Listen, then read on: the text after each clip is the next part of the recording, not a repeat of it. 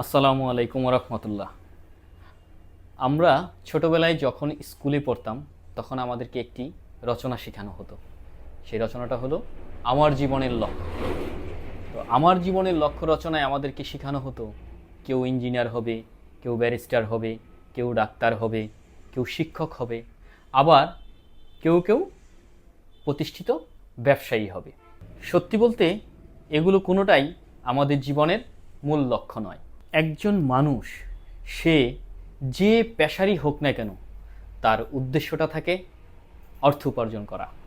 আমরা এই অর্থ উপার্জনের ব্যাপারটা খুব সচেতনভাবেই সবার কাছ থেকে লুকিয়ে রাখি, এবং এটা সত্য যে আমরা এটা লুকিয়ে রাখছি। আরেকটি বিষয় হচ্ছে আমরা ভবিষ্যতে কী হব না হব এই বিষয়টা আমরা পরিষ্কারভাবে জানি না। শুধু এতটুকুই বলতে পারি, আমরা যে পেশায় যাই না কেন আমাদের উপার্জনটা যেন হয় সৎভাবে, সৎ পথে।